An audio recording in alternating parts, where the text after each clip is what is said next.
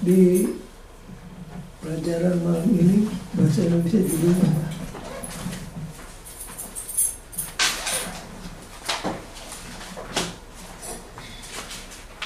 Apa judulnya?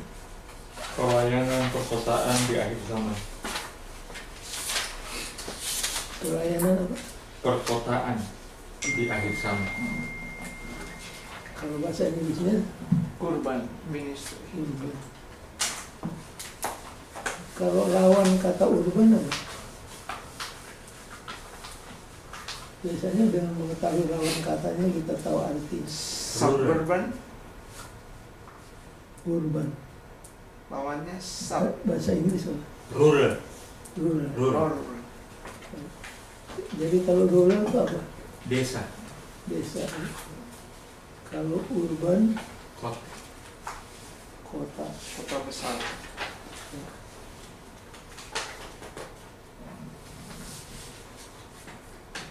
Kemudian satu pertanyaan,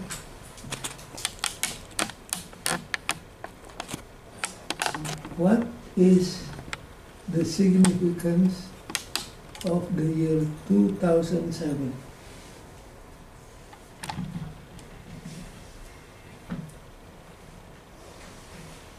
Di tahun 2007 ada satu peristiwa yang terjadi yang pernah terjadi sebelumnya.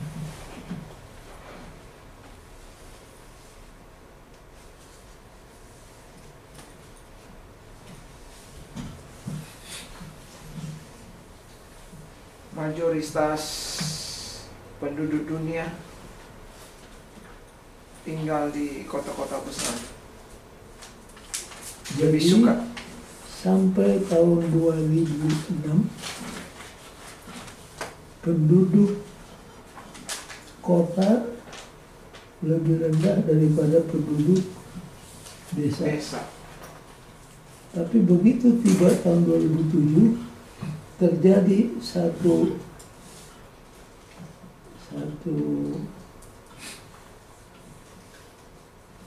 keheranan atau satu yang luar biasa.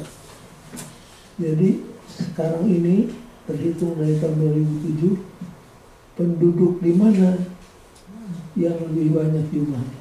Daerah metropolitan. Penduduk kota. Jadi urban. Nah kemudian apakah kita sebagai umat yang mengaku umat pilihan Tuhan dan punya pekabaran yang istimewa akan lewatkan begitu saja Tidak. orang-orang yang ada di perkotaan? Tentu tidak. Dan inilah yang akan jadi pembahasan pada malam ini tentang urban ministry. Itu adalah satu keharusan. Jadi di gereja Advent ada komite yang khusus menangani tentang mission strategi. Jadi dari tahun ke tahun mereka mempelajari bagaimana strategi kita yang cocok untuk saat itu yang bisa dilakukan di seluruh dunia. Jadi urban ministry merupakan satu isu yang penting bagi SDA mission strategi.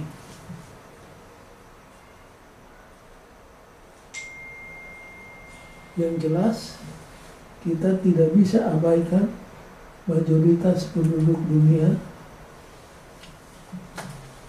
dengan tidak mengabarkan kabar tidak melekat kepada mereka.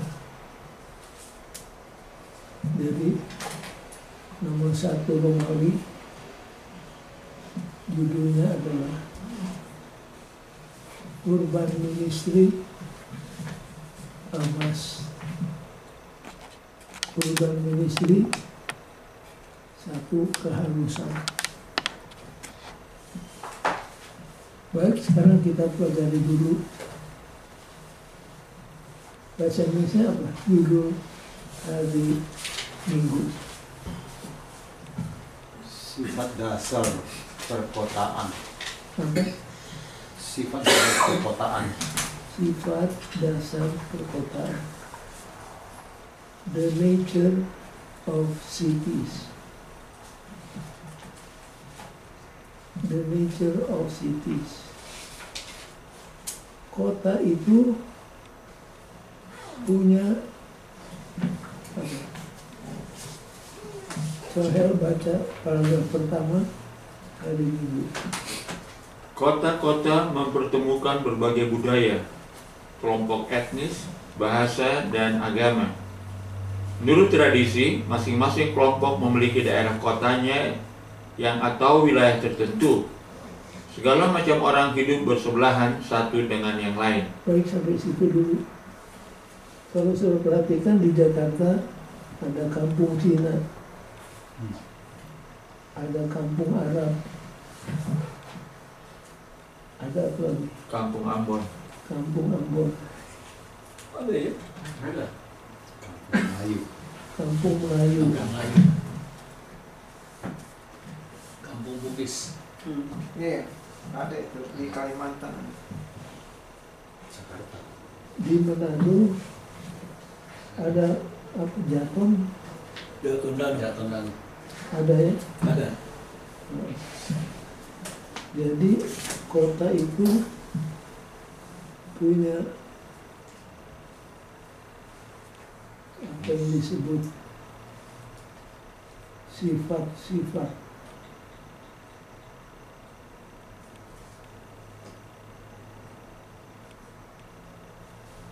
Kalau sudah pergi ke kampung Arab,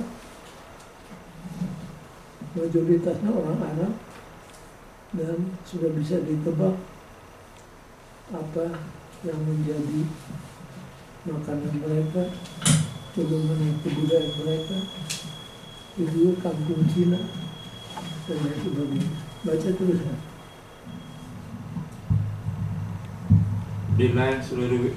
Yang lain di seluruh wilayah perkotaan semakin bertambah.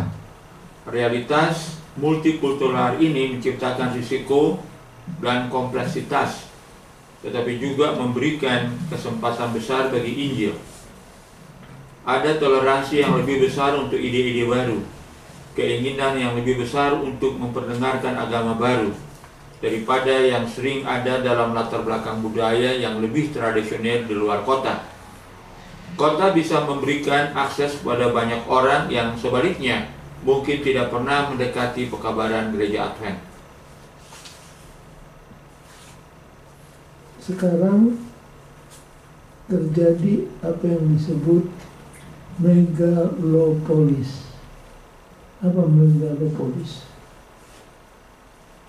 Kota-kota metropolitan. Mega itu besar, polis itu kota. Kota-kota. Contohnya, dulu Jakarta dan Bogor itu kelihatan sekali batasnya. Ini Jakarta, ini Bogor. Sekarang sepertinya apa? Dari satu. Jadi satu. Yang paling jelas sekali kalau kita ke Unai, surat untuk masih ingat Ledeng, tempat opera sebelum Lembang. Dulu kelihatan mana hutan, mana kota. Sekarang tiap jengkal tanah sudah jadi apa? Rumah. Perumahan.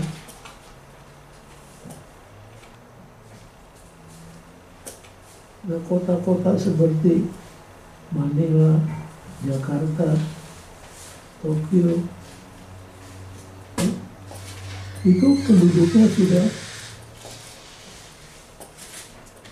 puluhan juta. Dan ini merupakan satu tantangan untuk gereja kita. Bagaimana cara mendekati mereka dengan Injil? Coba kita buka Kisah 18 ayat 1 mulai.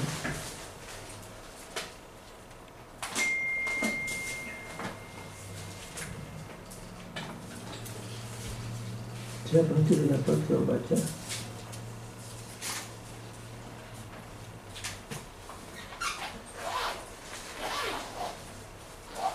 Bisa 18 ayat 1 mulai. Kemudian Paulus meninggalkan Athena lalu pergi ke Korintus. Di Korintus ia berjumpa dengan seorang Yahudi bernama Aquila yang berasal dari Pontus. Ia baru datang dari Italia dengan Priscilla, istrinya, karena Kaisar Claudius telah memerintahkan supaya semua orang Yahudi meninggalkan Roma. Paulus singgah ke rumah mereka. Dan karena mereka melakukan pekerjaan yang sama, ia tinggal bersama-sama dengan mereka. Mereka bekerja bersama-sama karena mereka sama-sama tukang kemah. Dan setiap hari Sabat, Paulus berbicara dalam rumah ibadat dan berusaha meyakinkan orang-orang Yahudi dan orang-orang Yunani. Ketika Silas dan Timotius datang dari Makedonia, Paulus dengan sepenuhnya dapat memberitakan firman, di mana ia memberi kesaksian kepada orang-orang Yahudi bahwa Yesus adalah Mesias.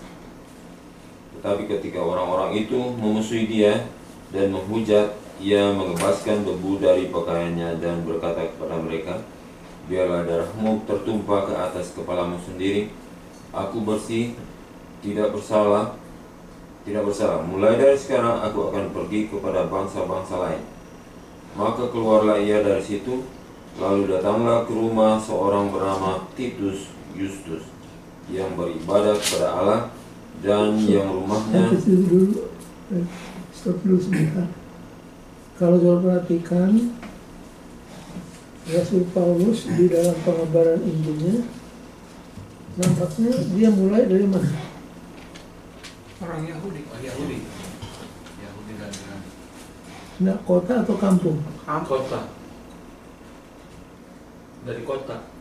Kota ya. Kota. Kenapa? Pusat kebudayaan. Banyak pendatang juga. Orang asing. Dari kota ke kota.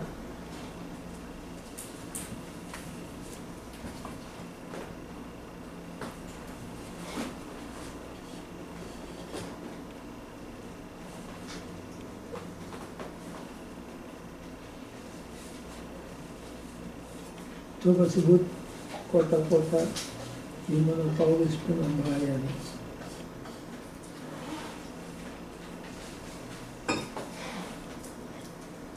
Suratan mana yang pertama ditulis oleh Paulus? Dari antara 14 surat, yang mana yang pertama ditulis oleh Paulus? Efesus. Nah, Roma. bukan. Secara kronologi, surat mana yang kita itu? Roma. Korintus. Sudah lupa.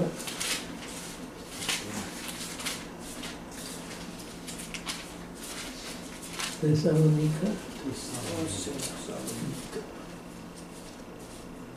Paulus pergi ke Tesalonika, ke Korintus, ke Athena, ke Roma, dan lain sebagainya.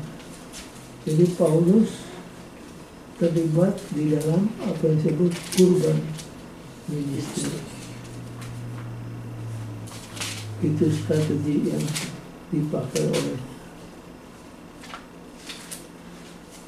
Jadi ada presiden bagi kita untuk mengabarkan Injil di mana? Kota. Di kota.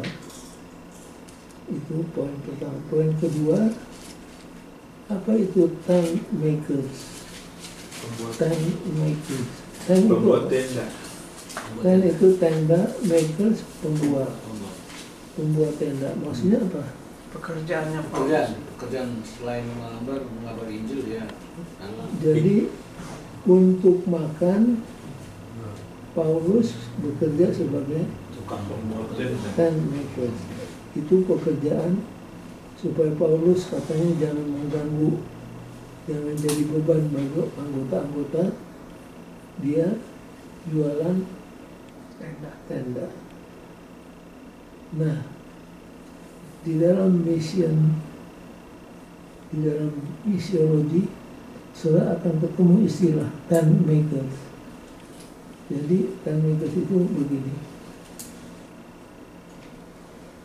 Saudi Arabia boleh dikatakan tertutup bagi agama Kristen.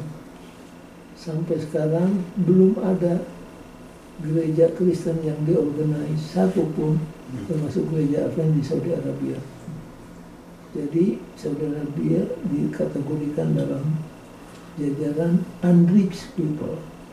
Begitu juga di Brunei, negara tetangga Indonesia. Begitu juga di North Korea. Tidak ada gereja yang diorganize. Tetapi orang-orang Advent, orang-orang Kristen lain sudah apa? Ada di sana. Sudah banyak di sana. Nah, mereka ini disebut tent makers. Mengapa? Mereka itu ada yang dokter ahli, ada ahli perbengkelan, ada orang yang ahli di berbagai bidang pengetahuan. Itu untuk mencari makan mereka dan supaya mereka bisa di-admit masuk ke negara-negara tersebut. Jadi istilah tent makers adalah orang-orang yang bukan pendeta tapi berfungsi sebagai pendeta, sebagai pengabar Injil. Itu istilah tent makers yang dipakai sekarang, diambil dari Paulus zaman dulu untuk informasi bagi saudara-saudara. Jadi tent maker sudah masuk kemana-mana, tapi izin belum keluar. Apa yang harus kita buat bagi daerah tertutup? Berdoa saja, meminta supaya Roh Tuhan mengetuk pintu hati mereka dan mereka membuka pintu kepada Injil. Seperti contohnya di mana? Rusia. Ya, itu yang klasik. Ya. 70 tahun Rusia berada di balik tirai besi, tidak bisa dijamah oleh bangsa lain. Tapi tahun 87 tirai besi gugur dan Rusia terbuka untuk semua orang, termasuk agama-agama Kristen. Baik, sampai di sini apakah ada pertanyaan dari saudara-saudara?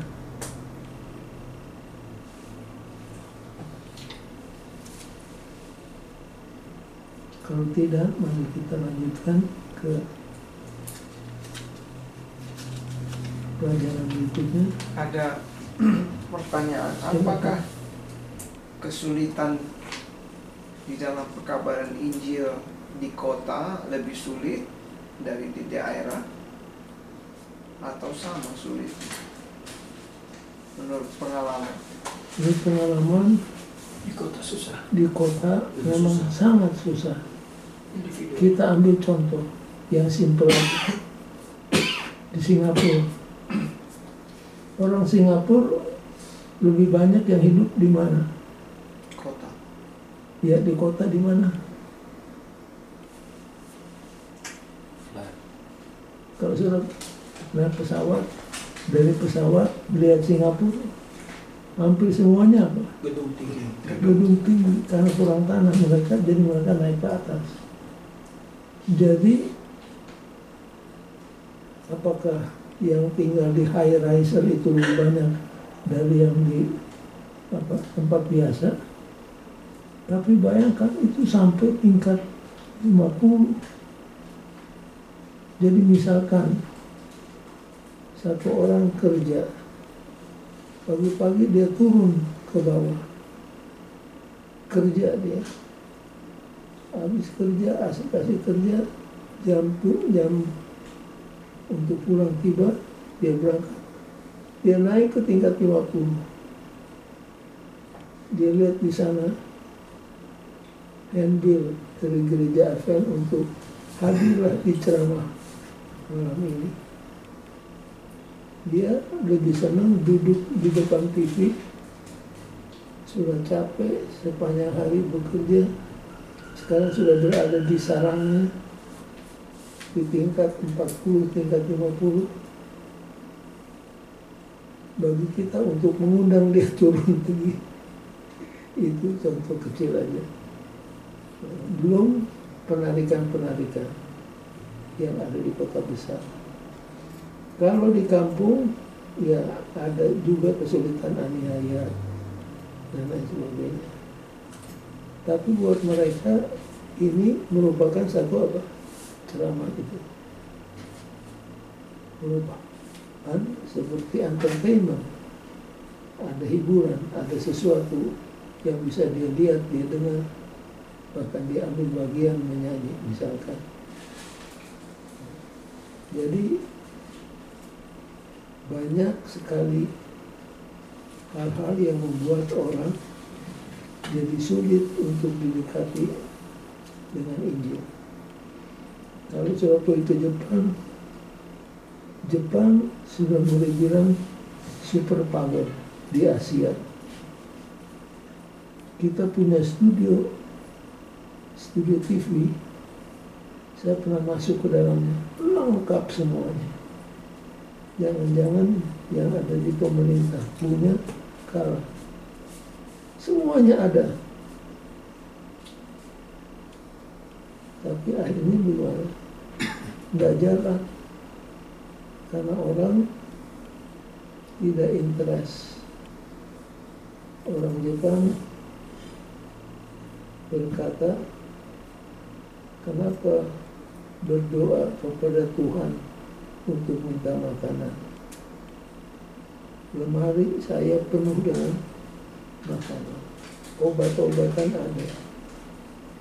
Yang mereka pikirkan hanya teknologi, komputer, TV, dan lain sebagainya. Jadi sampai sekarang satu unit Jepang anggota Advent sama dengan mungkin banyakkan di Jakarta, satu konvens Jakarta. Karena pengobalan ini sana boleh katakan macet betul. Bukan berarti orang Jepang, saudara kita dari gereja yang sama tidak kerja. Mereka kerja semaksimal mungkin dengan berbagai macam cara. Tapi namanya kota besar, saingannya hebat, sangat menarik, sehingga studio TV kita tidak jalan. Tidak tahu sekarang apakah sudah dihidupkan kembali. Jadi memang kota besar punya tantangannya sendiri. Ada kesaksian saya. Waktu di Cina, di kota istri saya itu ada 10 miliar itu penduduk kotanya. Lalu waktu lalu saya sudah kasih tahu itu anggotanya kurang lebih 500 anggota. Lalu kita ngobrol bagaimana ini anggota-anggota sebelumnya dia bilang itu apa perkumpulan kecil. Lalu kita bertanya bagaimana itu gereja bisa berkembang, anggota bisa berkembang, apakah ada dari luar datang kasih ceramah atau apa. Lalu ibu ini bilang, kamu tahu ini anggota ini hampir semua keluarga. Jadi bayangkan, ini anggota-anggota yang bertambah ini hanya dari kelompok keluarga yang paling dekat. Nah karena orang tua atau mungkin saudara mereka kasih, jadi akhirnya cuma keluarga yang dekat aja yang jadi apa, yang bisa apa. Ada satu-satu katanya orang jauh dari keluarga itu juga hanya ketemu karena di tempat kerja, lalu dikasih kenal. Nah itulah metode mereka untuk apa menjangkau jiwa-jiwa yang ada di kota. Salah satu contoh maksudnya. Di di Cina tempat saya. memang keadaan unik Hmm. karena pemerintahnya masih tetap pemerintahan komunis sampai hari ini. Aniaya masih terjadi. Itu Untungnya mereka kumpul di mana? Rumah Karena mereka tidak boleh membangun gereja. Ada satu gereja dibangun. Itu harus atas persetujuan pemerintah, dan pemerintah katakan ini gereja mesti dipakai giliran. Minggu ini Baptis, minggu depan Metodis, minggu depan lagi Pentakosta. Yang untung siapa? Advent tiap Sabat karena ada saya. Kalau Advent mau ngurapi pendeta harus dengan izin pemerintah. Bahwa kita akan tambah pendeta, tergantung mereka setuju atau tidak. Jadi di Cina pemerintahannya masih anti kepada Kristen. Mereka mencoba kalau boleh dimusnahkan. Tapi karena orang-orang di Cina ini berbaktinya di rumah, saya baca satu artikel di Review dan Herald, hanya Tuhan yang tahu berapa banyak anggota Advent di Cina. Tapi yang jelas tiap hari, tiap tahun angka bertambah-tambah. Sampai hari ini kita nggak tahu exactly berapa. Jadi Cina punya masalah tersendiri. Aniaya masih jalan, tapi tidak bisa habis. Di aniaya di sini muncul di tempat lain, dan gereja-gereja diadakan di mana? rumah Di rumah, seperti di zaman Perjanjian Baru. Berapa ratus tahun sesudah Kristus baru ada gereja? 400. 400 tahun. Jadi untuk 400 tahun pertama tidak ada gereja yang digunakan oleh orang-orang Kristen. cuma Katolik aja yang punya gereja sendiri. Itu pun sudah karena berapa ratus tahun yang lalu kayaknya. Jadi tugas kita untuk berdoa supaya Tuhan somehow buka jalan dan akhirnya bisa terbuka. cuma bagaimana kita mau doakan mereka, sedangkan orang-orang yang di lingkungan kita tidak pernah doakan. Dan itulah kesulitannya.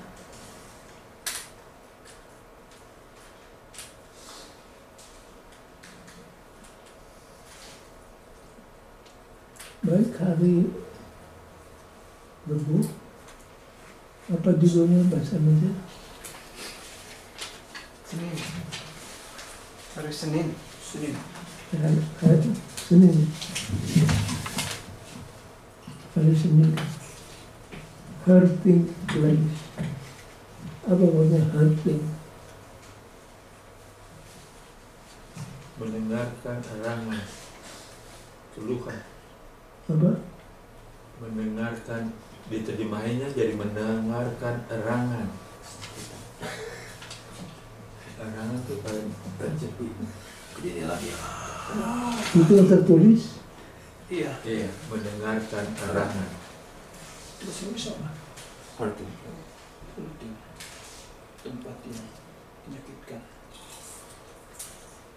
Hurting itu apa? Terluka. Menyakitkan. Hurting. Hurt sama hurt.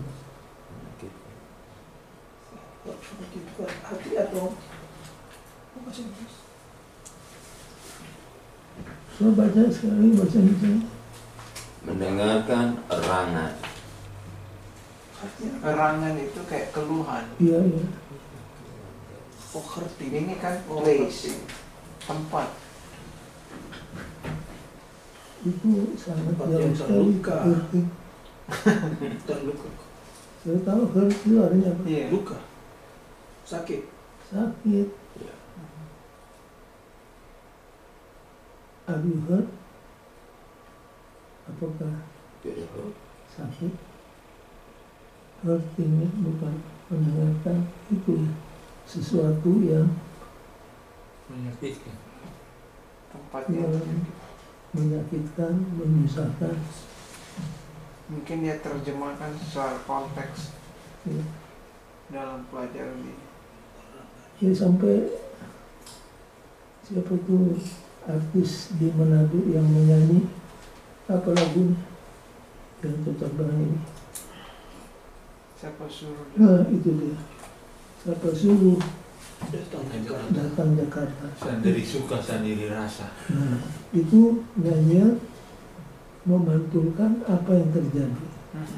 Sudah enak-enak tinggal di kampung, makanan cukup, Dari kehidupan relatif tenang. Datang kemana? Jakarta. Ke Jakarta, kehidupan yang keras di sana, istilahnya. Siapa suruh datang Amerika?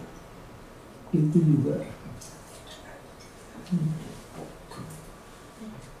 hurting place. Jadi di kota besar ini banyak orang-orang yang menderita, susah. Nyanyian itu sangat tepat. Siapapun yang mengarang saya tidak tahu, tapi isinya memantulkan apa yang sedang terjadi di kota besar. Jadi kota itu merupakan hurting place. Kalau hurting place untuk penginjilan bagus atau Bagus, tidak bagus? bagus. Jadi kayak kompensasi. Tergantung. Lihat aja yang ikut Yesus kan, kebanyakan orang susah. Murid-muridnya Banyak entertainment juga.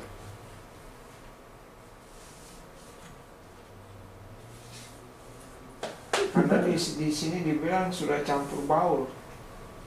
Di kota itu terdapat segala macam, bukan cuma kesusahan aja. Bagi orang yang datang dari kampung tidak ada latar belakang, ya akan menjadi susah. Tapi bagi mereka yang sudah mapan, kan target penginjilan kita kepada semua orang. Jadi tergantung di mana kita punya.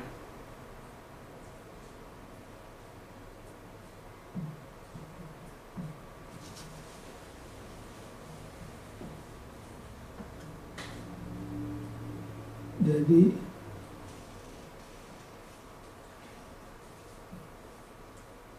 kita harus memikirkan sesungguh-sungguh mungkin apa cara yang terbaik untuk penginjilan di kota besar. Pribadi itu pribadi.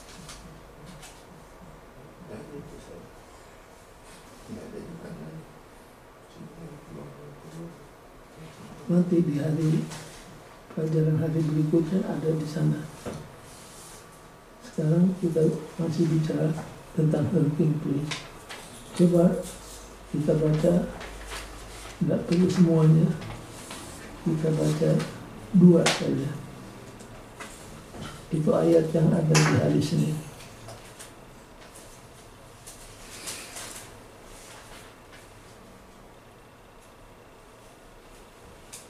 Coba buka Roma 8 ayat 22.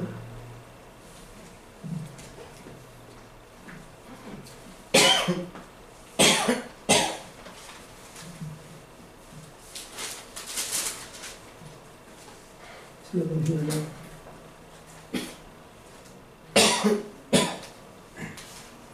Sebab kita tahu bahwa sampai sekarang segala makhluk sama-sama mengeluh dan sama-sama merasa sakit bersalin.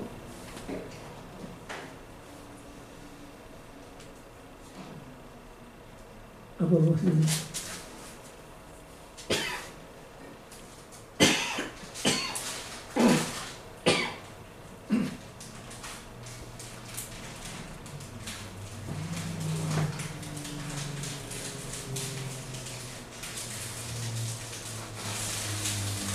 Apakah ini merupakan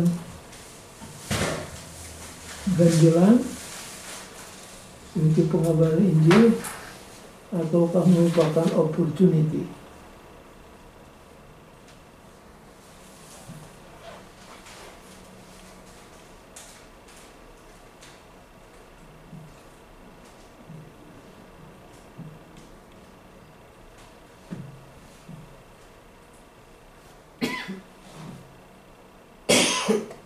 Coba kita baca L paragraf 3 hadis ini.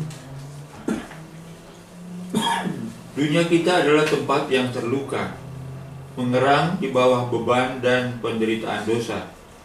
Tidak satupun di antara kita, tidak peduli siapapun kita, melarikan diri dari kenyataan itu.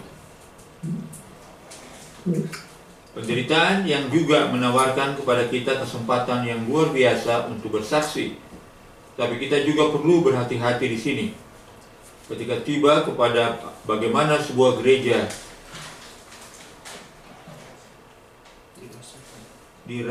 dirasakan oleh yang bukan anggota dalam hal bertetangga. Penting untuk memahami perbedaan antara kegiatan masyarakat dan pelayanan yang sedang berlangsung yang benar-benar memenuhi kebutuhan. Ada perbedaan dalam pemikiran masyarakat antara gereja yang mengantarkan makanan kepada keluarga-keluarga setahun sekali selama liburan dan yang seperti para pekerja gereja Advent tertentu di kota besar. Ulang kalimat terakhir. Ada perbedaan dalam pemikiran masyarakat antara gereja yang mengantarkan makanan kepada keluarga-keluarga setahun sekali selama liburan dan yang seperti para pekerja gereja Advent tertentu di kota besar. Apa yang gereja ini lakukan? Mereka bertemu di pusat masyarakat yang beroperasi setiap hari. Orang-orang bisa pergi ke sana setiap pagi dan mendapatkan sarapan pagi. Oke. Saya pernah ceritakan kepada saudara waktu saya mengambil kelas perbandingan agama, kami harus pergi ke gereja Metodis, Katedral Katolik, Yahudi punya sinagog, gereja Advent, dan lain-lainnya untuk memperbandingkan. Dalam proses di Chicago ada satu tempat namanya Mission Garden. Sudah puluhan tahun itu lembaga berdiri. Saya masuk ke dalamnya. Di dapur yang panjang dapurnya, pegawainya banyak. Itu makanan sayur, ikan, daging, nasi, kentang, ada semua. Saya perhatikan untuk berapa lama.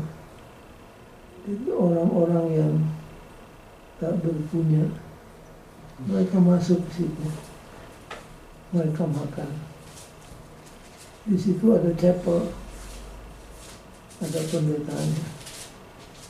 Dari waktu ke waktu ada kebaktian.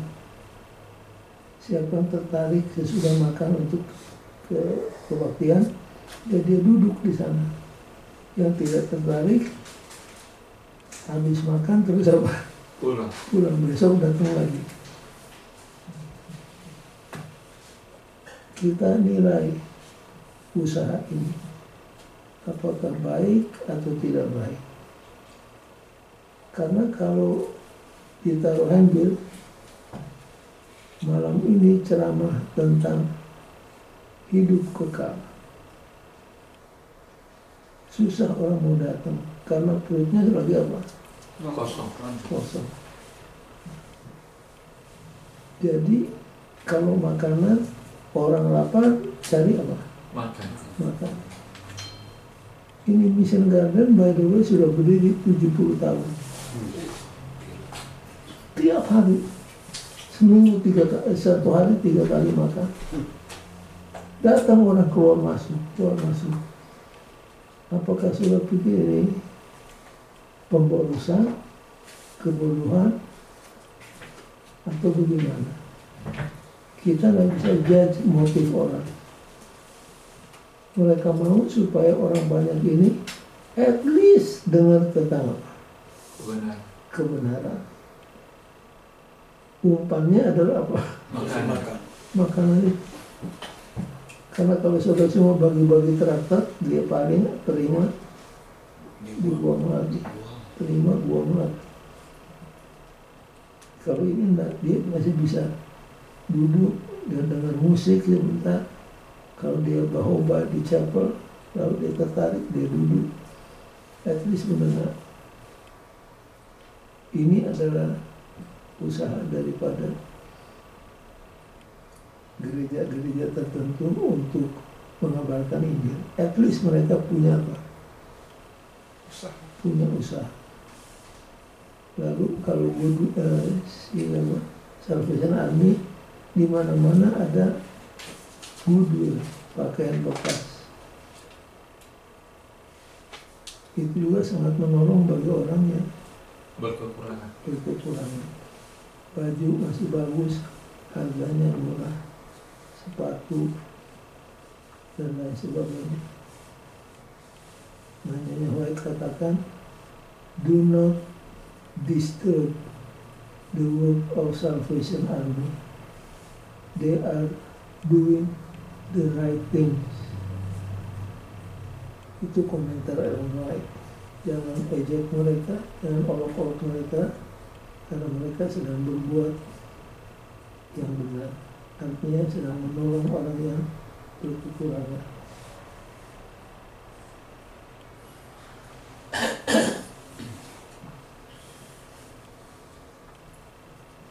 Ada tambahan dari saudara-saudara?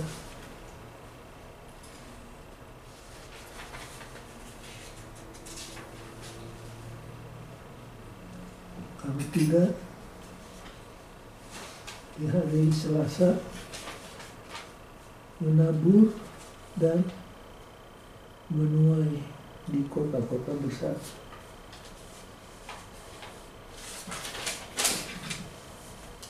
Sudah biasa, sudah sering pelajari ini perumpamaan, sudah hafal semuanya. Cuma untuk mengaplikasikannya, seringkali kita kewalahan. Diperlukan kreativitas yang luar biasa untuk memenuhi perintah mengabarkan Injil di kota-kota besar.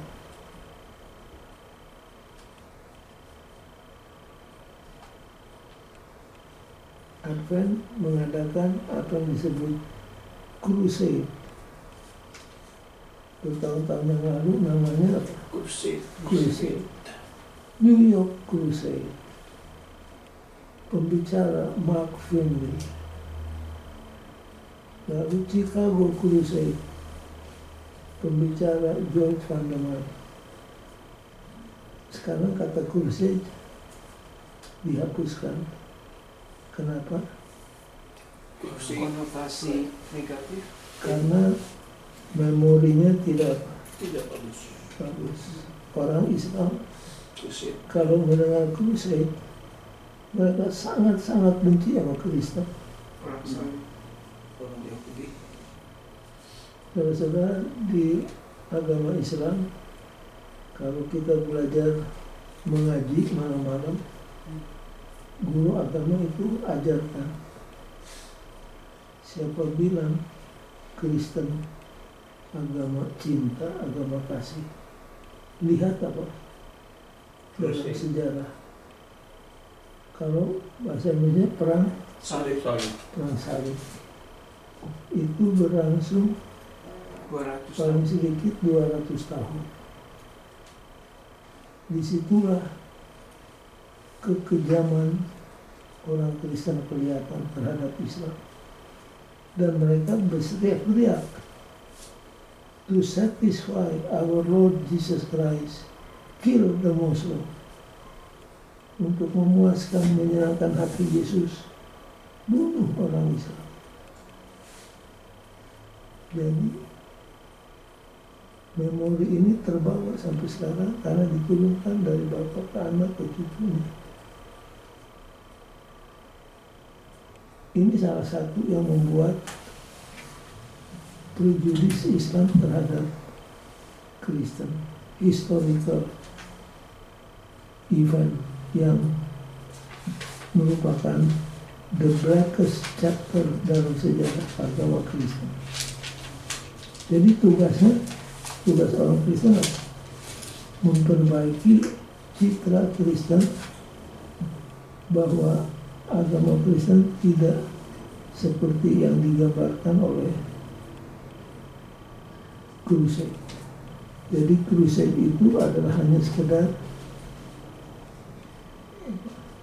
istilah. yang bukan itu yang selalu terjadi. Itu merupakan satu keanehan, kekecualian, kira-kira begitu. Jadi kita harus memperbaiki citra agama Kristen sesuai dengan yang ada di dalam Alkitab, dan itu tidak mudah. Itu sangat sukar untuk dilakukan.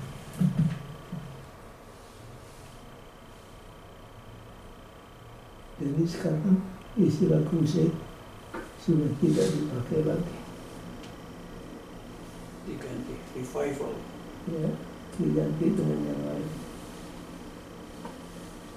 Saya perhatikan di acara-acara TV kita di Jakarta, setiap pembicara sekarang sudah membukanya dengan kata apa? Shalom. Shalom. Saya katakan, shalom itu istilah orang Yahudi. Artinya apa? Selamat, salam, shalom. Nah, sedangkan target dari pengabaran Injil di TV adalah untuk siapa? Islam. Oh, Islam. Mestinya Jadi, Assalamualaikum. jadi kita kalau menggunakan kata shalom untuk orang Islam itu sudah tidak enak, karena ini dia Yahudi. Islam sangat tidak akur dengan Yahudi. Oleh karena salah satunya disebabkan oleh karena Sionisme, itu yang membuat Islam tidak senang kepada Yahudi. Lalu kita mengidentify diri kita dengan apa? Yahudi.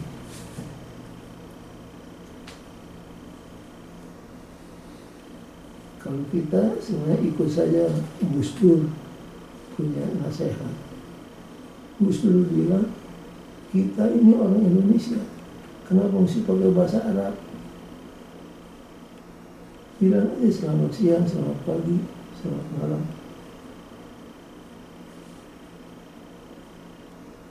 Kira-kira demikian.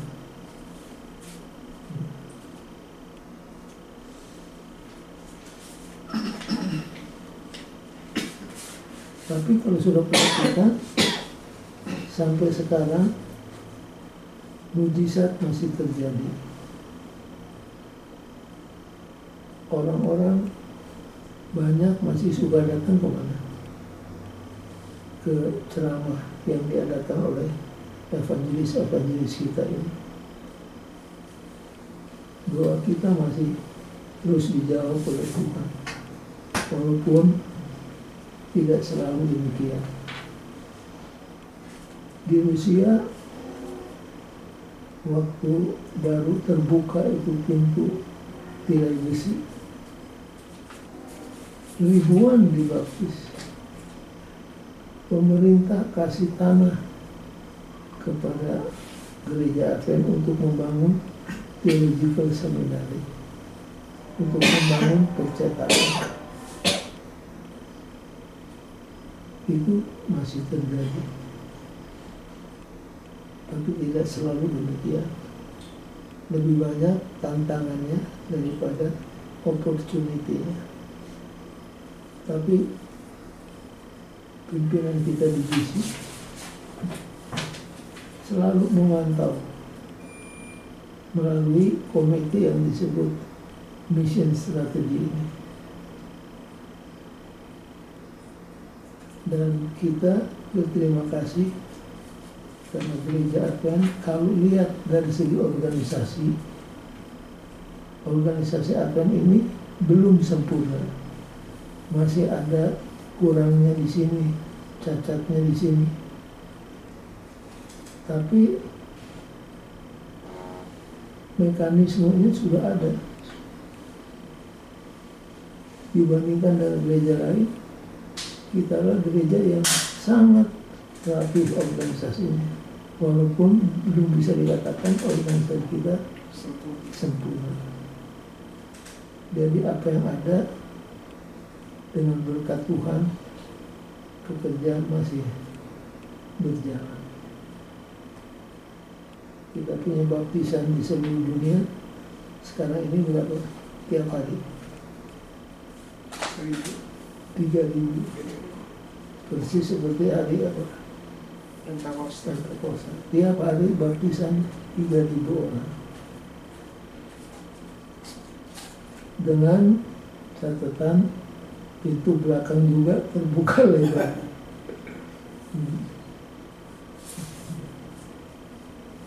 Yang mode di gereja Advent adalah apa? Harvest evangelism. Yang kerja keras diisi dari siapa? Pendeta-pendeta yang ketiban panas, kena hujan, ketiup angin, berkeringat karena panas. Yang harvest dari Amerika. Drop duit aja. Ya, bahwa ini bukan monolitik, tapi ini sesuatu yang terjadi. Nah, pendeta ini datang ke Manado membaptiskan 500 jiwa. Yang bekerja siapa? Itu pendeta sidang. Pendeta dan anggota yang merawat. Tapi walau demikian kita berterima kasih, pekerjaan Tuhan masih berjalan dan pemerintah masih sangat toleransi kepada gereja kita.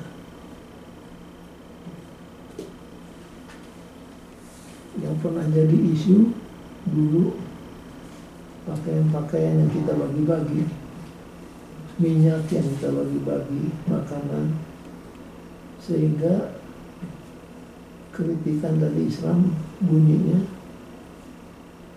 orang Kristen itu tidak etis. Dalam hal apa tidak etis? Karena membagi pakaian bekas dari Amerika dengan tujuan untuk mengkristenkan orang Islam. Karena kita juga bergumul, apa benar atau tidak ini tuduhan.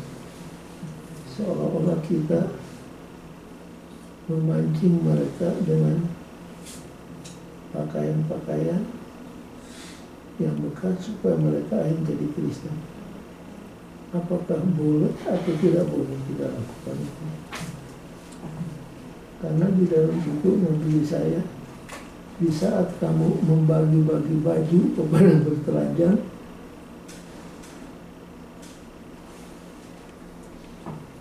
terangmu sedang bercahaya-cahaya. Saudara-saudara pernah dengar kota Cilacap? Dulu Cilacap itu adalah satu gereja di mana 90% anggotanya adalah nelayan. Mereka hidup dari menjaring ikan. Sekarang tentu sudah berbeda. Jadi pernah dari kantor daerah ngedrop minyak cukup banyak, minyak, bubur, susu, baju, dan kemudian muncul di artikel warta gereja, Cilacap kecurahan roh suci. Karena yang dibaptis banyak banyak yang dibaptis. Begitu berhenti bantuan, seret lagi. Jadi mereka bilang harus diralat tuh berita yang dulu. Cilacap kecurahan minyak.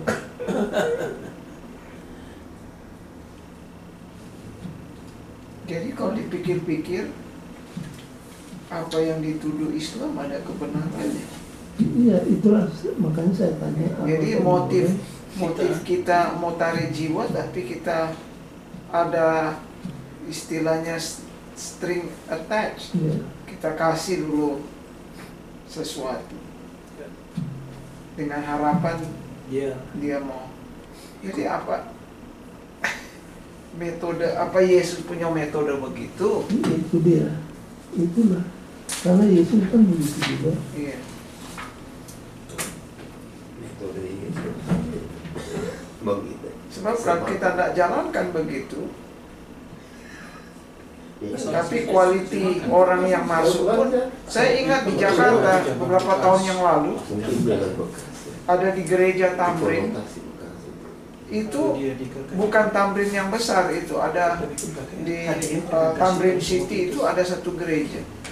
Pertama sekali yang mau masuk atau tidak. Dan banyak anggota gerejanya itu pemulung-pemulung.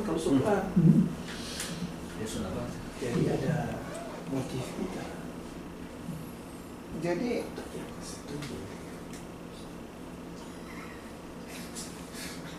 Ini dari problem di Indonesia. Kita dituduh tidak etis. Jadi apa biarkan aja orang telanjang, orang kelaparan. Apakah cukup di hati kita ini pembelian kami karena kami cinta kepada saudara? Mau jadi Kristen, mau tidak jadi Kristen, itu urusan Anda. Jadi Anda terpulang kepada motif yang ada di hati kita. tapi kan kita enggak pernah bilang begitu kan. Tentu kita memberikan sesuatu, punya sesuatu di hati kita. Contohnya kalau kita beri makanan, ada traktat di dalam. Apa itu traktat? Iya, artinya kalau yang nggak mengharapkan timbal balik, yang penting orang. Contoh kalau di semua mengharapkan timbal baliknya, itu yang contoh di kenyataan. KKR kita kasih hadiah, nanti sudah selesai KKR supaya dia mau masuk. Sebelum KKR kasih dia, karena mau baca atau tidak, mau advent atau tidak, boleh. karena orang memikir kalau orang kasih keluar apa biaya pasti mesti ada jiwa itu. Di kelas yang saya ajar, Pikir begitu sih. di kelas yang saya ajar ada 3 pertanyaan. Mungkin dia nanti berbuah 2 tahun 3 tahun depan. Pertanyaannya begini, ini matching, give the best answer. Kita memberikan pakaian bekas, makanan, dan kebaikan-kebaikan lainnya kepada orang yang berbeda agama dengan kita. 1, itu adalah salah satu alat untuk penarikan jiwa. Yang kedua, itu adalah melulu karena cinta kita kepada orang yang berkekurangan. Yang ketiga, apakah perbuatan baik itu merupakan partner of evangelism? Pilih yang mana, 2 dan 3? Yang idealnya yang mana? Memberi tanpa Mengharapkan. kalau bahasa Inggris kan String attached. attach, kita kasih tapi ada berkalinya. Tarik. Memberi dengan pemberi. Apakah kita stop karena kita dikritik? Ya, terus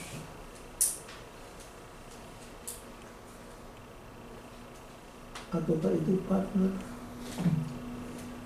of evangelism.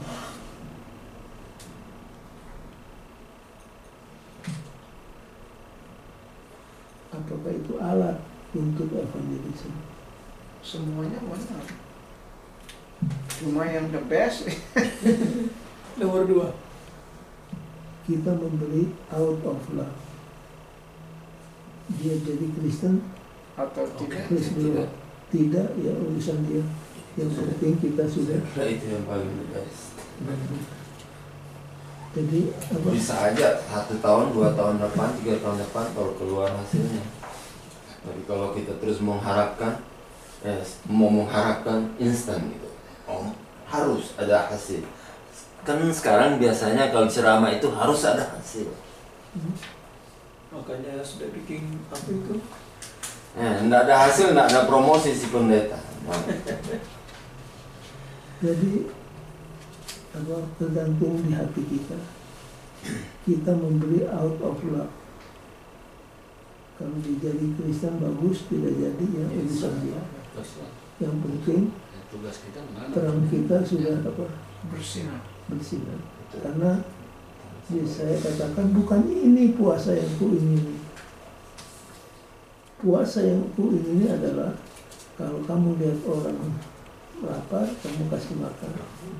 Orang telanjang, kamu kasih pakaian. Orang penjara, kamu lepaskan.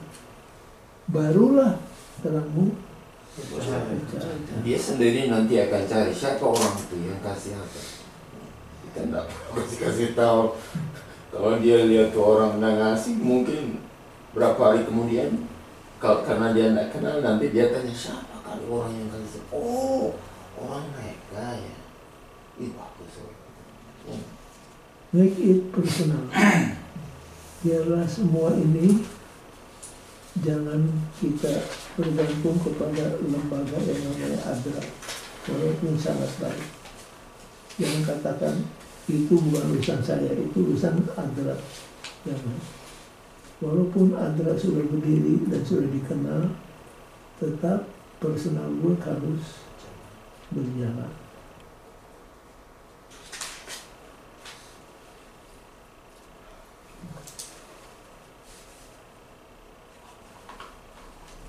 Ya, coba baca hari Rabu paragraf pertama. Oleh karena ukuran populasi perkotaan yang besar adalah mudah untuk melupakan fakta bahwa iman bersifat pribadi. Inti di dalam menjangkau kota-kota atau tempat lain adalah masing-masing pribadi menemukan hubungan pribadi dengan Kristus. Penelitian telah menunjukkan bahwa sebagian besar orang-orang yang bertobat kepada gereja Masehiah Advent hari ke-7 berkata bahwa mereka bergabung karena hubungan dengan seseorang kenalan anggota Advent. Dan seringkali persahabatan, khususnya di dalam kasus jangkauan keluar, melibatkan kematian atas diri sendiri dan kemauan untuk bekerja demi kebaikan orang lain. Paragraf berikutnya bagus. Membajak tanah, menanam benih, merawat kecambah untuk panen, dan melestarikan hasil panen. Semua ini bekerja dengan baik jika ada unsur penghubung yang kuat. Kita perlu belajar bagaimana berteman dengan masyarakat. Oke, sampai situ dulu. Kita perlu belajar untuk apa? Bermasyarakat. Ini yang disebut apa? Mingle. Ini yang disebut apa? Friendship Friendship. evangelism. Inilah cara yang terbaik. Mau di kampung, mau di kota, di mana saja. Kalau kita belajar untuk bersahabat, maka kemungkinan besar penarikan jiwa akan semakin membaik. Learn apa? To become friend with other people.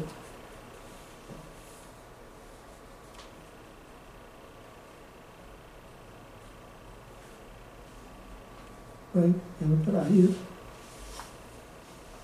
di hari Kamis, reaching out to the cities.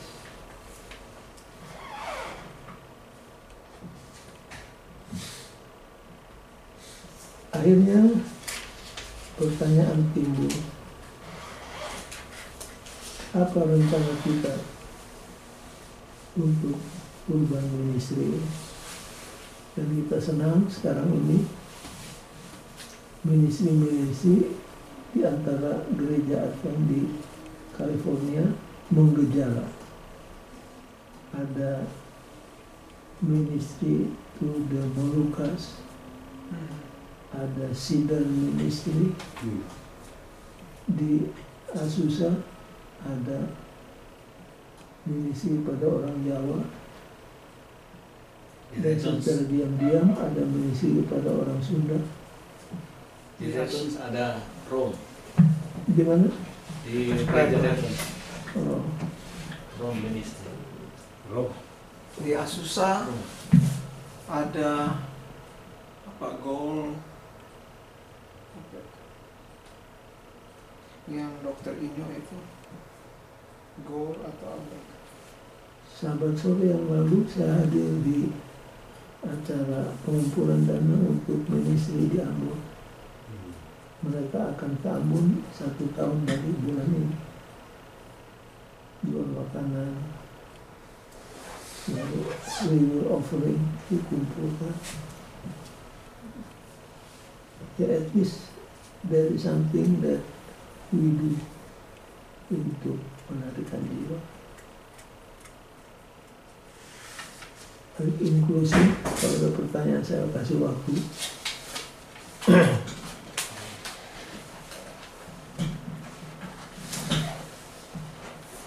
Nomor 1,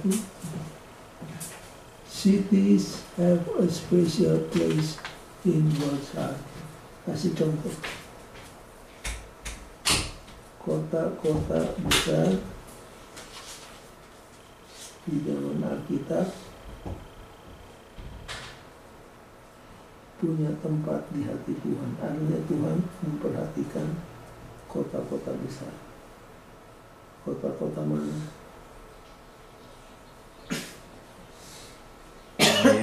Nineveh.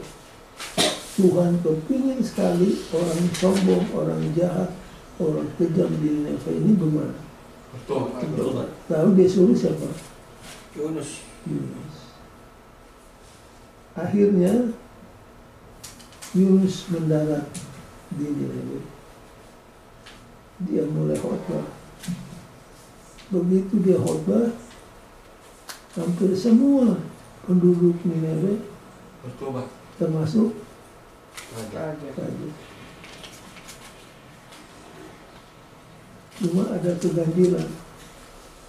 Biasanya kalau evangelis melihat banyak bertobat, dia apa? Bangga, bikin celebration. Yunus sebaliknya. Yunus mana? Sebaliknya. Itu Tuhan. Itu sebabnya saya lari dulu itu karena ini. Sekarang saya kan dicap nabi palsu. Saya berteriak akan dihancurkan, tahu-tahu Tuhan selamatkan. Apa jadinya dengan reputasi saya? Yunus mementingkan reputasi lebih daripada jiwa-jiwa. Tapi Tuhan tidak. Tuhan sangat gembira karena jiwa-jiwa bertobat. Kota mana lagi?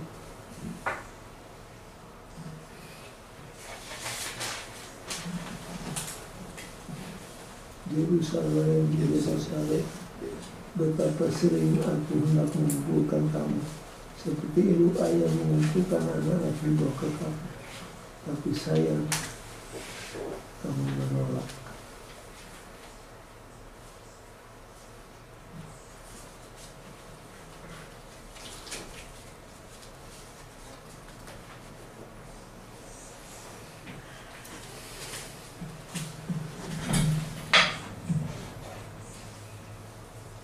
Jadi kita pun harus seperti Tuhan mempunyai belas kasihan kepada kota-kota besar yang kalau tidak diamarkan pasti akan binasa. Yang kedua, selesai. SDA expert in urban ministry finding there are 107 articles regarding Ellen G. White Council about moving out of the city. Baik, jadi di arsip kita di DC ini statistik kalau saudara hafal ya, ada 107 artikel ditulis oleh Nyonya White tentang kita keluar dari kota ataukah tetap tinggal di kota. Ada 107. Breakdownnya 75 instruction to move into the city. jadi 75 dari 107 artikel adalah petunjuk supaya kita pindah kemana? Ke kota. Into the city. Ini nggak salah saudara-saudara ya. Berapa lagi? 24 instruction to move out Oh, di sini. of the city. Lalu 8 is neutral. jadi ambil kesimpulan. Jangan kita keluar dari kota. Jadi ada yang Tapi di kota bukan untuk bersenang-senang. ya Kerja keras. Di kota harus kerja keras. Nah, kalau begitu kapan pindahnya?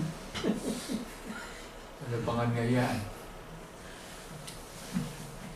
Kalau saya dengan istri rencana kalau so apa di sini tunda di Cina kan.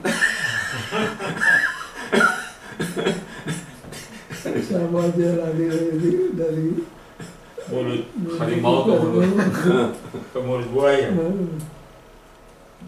Akhirnya tidak ada tempatnya. Aman. Kita harus harapkan itu. Tapi jangan takut. Biar cuma 1-2 jiwa keluarga dekat yang apa? Yang bertobat kan.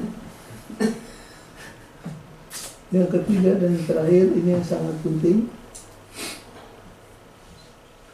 What are the plan in your church to reach the city? Itu yang paling penting. Apa rencana saudara dan saya untuk bisa menjangkau kota di mana kita berada. Baik, apakah ada pertanyaan dari saudara-saudara atau tambahan? Ini kalau besok ada yang bertanya bisa menjadi panjang urusan. Ya. Karena yang diketahui banyak oleh anggota dengan melihat keadaan air zaman ini, kita harus keluar dari kota, pergi ke gunung-gunung. Tapi di sini Sebaliknya. di sini statistik Tentu ada artikel Nyonya White ya. Jadi pekerjaan Tuhan itu bukan tertuju aja ke desa. Jadi desa dengan kota itu sama kayaknya saya lihat. jadi maksudnya urban ministry ini bukan kita singkirkan perkampungan lalu kita hanya kerja di mana? Kota. Di kota. Kalau lihat pekerjaan Paulus, dia mulai memang dari kota ke desa. Bukan dari desa ke kota. Pola itulah yang kita mau ikut. Jadi kalau dikatakan kita dirikan lembaga-lembaga untuk menjangkau yang di kota, bukan berarti singkirkan yang di kampung. Right? God bless all of you.